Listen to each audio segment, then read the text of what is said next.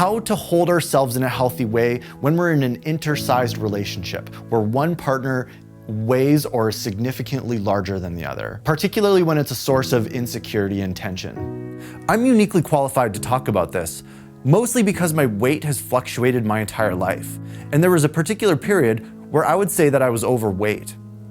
At the same time, I was also dating a 5'1", 100-pound soaking wet, tiny super babe. I was significantly larger than she was. I gained weight to the point where I had a fairly significant belly, and I became super self-conscious because of this. I'm going to be challenging societal beliefs and perspectives that I think are super distorted and could definitely use a healthy reframe. To start, there is nothing wrong about being in an intersized relationship. Nothing. What we have is two consenting adults who love each other and are choosing to be together.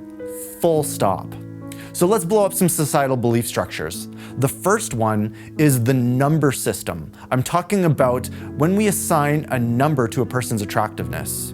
While it might be fun to dialogue about such things with witty and clever banter and playfulness, for many of us, there's an underlying belief system that if we are a 10 in terms of attractiveness, that also means that we are entitled or should be with a person who also is a 10. And while there's a part of you that might think that makes sense, there's this whole spectrum of human relating that goes completely unacknowledged. I like to talk about the 3 C's when it comes to choosing our relationship partner. The 3 C's are character. How does this person show up? Are they honest? Are they high integrity? Do they have a strong ethical and moral compass that they stick to? Do their words match their actions? Are they funny? Are they able to serve you spiritually? Are they able to support your mental health? Do they offer a unique gift that helps you amplify your life? This has nothing to do with a person's level of physical attractiveness. The next one is compatibility. Do our lifestyles line up? Do we have similar enough political and spiritual beliefs that we can, for the most part, spend time being in harmony together? Do we have similar goals and objectives that are harmonious and synergistic? There's so many elements of compatibility that are way more important than how a person looks. And the third C is chemistry. What does being in the same space with this person do to our energy field? Do we feel lit up and excited and enthusiastic and happy to be with them?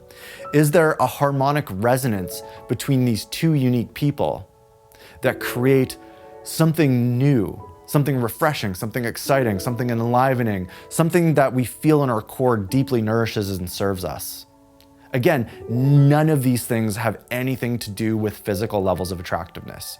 So the idea that because you may qualify yourself as a 9 or a 10 on the physical attractiveness scale says absolutely nothing for how appropriate another 9 or a 10 would be in a relationship with you. The things that matter to me the most in relationship are this. Are we serving each other at the levels of physical, mental, emotional, energetic, spiritual, sexual, financial, professional levels? Like, are we mutually being of service to each other at these areas? And when we are, that is a rich, potent relationship.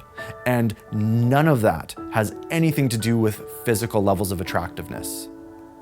One of the most common sore spots that we can have in an intersized relationship is, particularly if we're the larger one, is a worthiness piece. There can be like an insecure or self-conscious narrative that plays out inside our system. And calling a spade, when this internal insecurity narrative is running for us, it creates this veil in front of us. It prevents us from being able to fully invest ourselves into the relationship. There's a part of us that inherently contracts inward and makes ourselves small, therefore minimizing our capacity to serve our partner. Running insecurity narratives can only be of service to us to the extent where it motivates us to make changes. Most of us overcompensate in those insecurity narratives and allow them to make us contract, make ourselves small, and actually move away from our partner. It's so important to navigate these. And what I find to be a helpful kind of torch in a dark forest to hold on to for this is acknowledging that my partner is choosing to be with me because they want me. They are choosing, like the word choice, choosing. There's an inherent discerned power to that. They are using their own inner authority and self-agency to choose to be with me. That is what makes me worthy. Nothing else indicates our level of worthiness beyond, is my partner choosing me with a big yes. Another important thing to look at is maybe there's a wisdom to our insecurity. Maybe our insecurity is pointing towards something that we can make meaningful changes about in our life.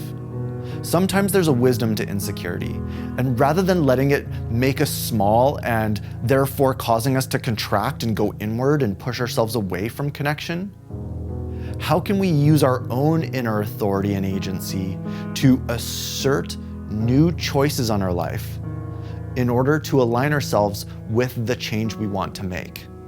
I know that when I was overweight in the relationship that I mentioned earlier in this video, ultimately, I wanted to make changes about my body. There was something about the way that I was living that was out of integrity with food. I wasn't listening to the deeper signals in my body. I wasn't aligning my choices with what I actually wanted in my core, in my heart and my soul. I was running out food addiction patterns, using food as a pleasure mechanism or a coping mechanism. There was, in fact, a deeper wisdom to my insecurity. And aligning my life with healthier decisions that support my body has been an incredibly life-changing and profound decision to make. If you're the smaller one in the relationship, there are ways that you can show up for your partner in this situation. And words of affirmation come up for me. Iterate that your partner is attractive to you, you're choosing to be there. Find unique ways to make it unique to your connection, right? There are ways that you can use words of affirmation that you do find your partner attractive, you do find them sexy, they bring value into your life, you love having them, that you're choosing them. There are ways that you can use words of affirmation that strengthen the security in the relationship.